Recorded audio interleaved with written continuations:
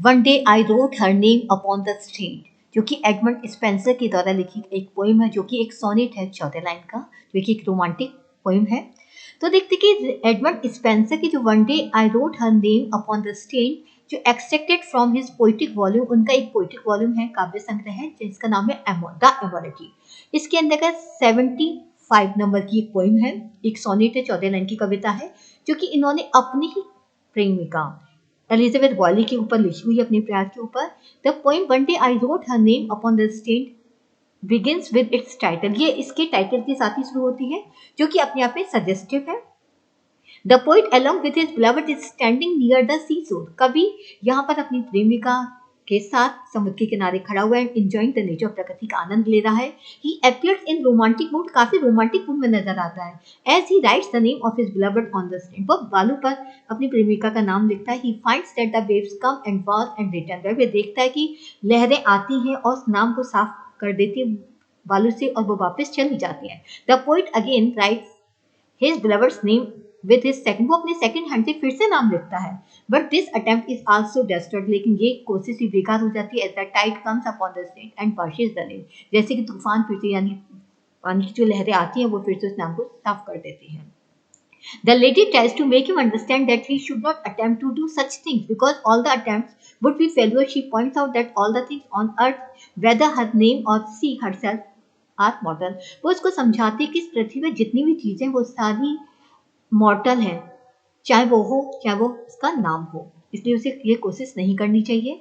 One day everything would be decade, एक दिन सब कुछ समाप्त हो जाएगा। In other word she like her name would be died, one day वो कहती है मेरे नाम की तरह वो भी एक दिन समाप्त हो जाएगी। नाउ शी क्वेश्चन, वो उससे प्रश्न पूछती है, how he can make her immortal, उसे कैसे अमर कर सकता है।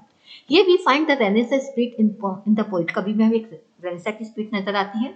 व्हेन ही स्पीक, जब वो कहता है टू डाई इन डस्ट, धूल में मिल जाना, but you shall live by fame, लेकिन तुम जीवित रहोगी अपनी प्रसिद्धि के जरिए। लाइन सोच that the poet wants her to be lived by fame, लेकिन लाइन दिखाती है कि कभी उसको फेमस करना चाहता है, उसको अमर करना चाहता है। Further he carries this idea, इस आइडियाज को लेके जाता है। He will write the poems in which he will celebrate his lady love and her virtue so that her name would be glorious in the heaven and then she will be immortal। वो इस चीज को महसूस करते कि वो अपनी lady love के प्यार को और अपने उसके गुणों को, आध्यात्मिकता को वह अपनी कविताओं में लिखेगा और उसको हमेशा के लिए अमर कर देगा, वो स्वर्ग में अमर हो जाएगी।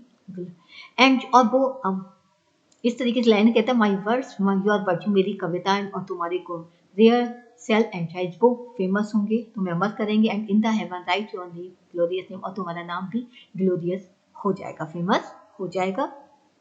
ये the poet talks of the spiritual beauty of her blood, यहाँ पर वो अपनी प्रेमिका की आध्यात्मिक सुंदरता की बात करता है, which will transfer her into A heavenly thing, जो उसे एक हेवनली चीज बना देती है, पृथ्वी से भी ऊपर परे कर देती है।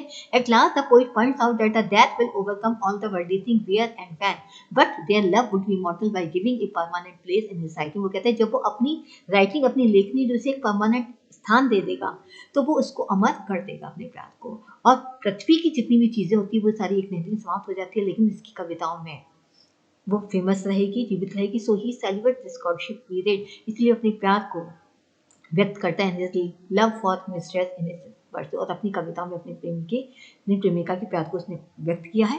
The poem is composed in Spenserian sonnet, ये पूरी जो कविता है स्पेंसिव सोनेट में लिखी गई है। इसके अंदर 3 क्वार्टेंस हैं जो कि इंटर लॉकिंग के द्वारा राइम स्कीम की जाते हैं। And close by A couplet, इसमें कपलेट भी होता है, 2 लाइन की राइम स्कीम होती है। The rhyme scheme is A B B C C D C E E. Spenser celebrates the romantic side of love, उसने अपने प्यार के रोमांटिक साइड को व्यक्त किया जीवन में अपने सोनेट में, rather than other poets who use sonnet form to express the serious और ट्रेजिक एस्पेक्ट्स ऑफ लाइफ, जबकि जो दूसरे कवि होते हैं वो जिंदगी के ट्रेजिक पहलू को ही व्यक्त करते हैं अपनी सोनेट्स में। और इसमें जो फिगर ऑफ स्पीच के जो इस्तेमाल किए वो उसमें एलिट्रेशन है, मेटाफर है एंड पर्सोनिफिकेशन का इसमें प्रयोग किया गया है। The poet expresses his personal experience as a lover when he was courting Elizabeth Boyle when whom he married in 1591।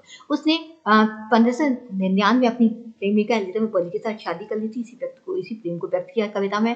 इस कविता में जो बिलवड है वो इंसी को, अपने समय को लेकर इंसी को है, लेकिन वो उसे इमारत बनाने की कोशिश करता है, जैसे उसका our love shall live and live, let the life and live.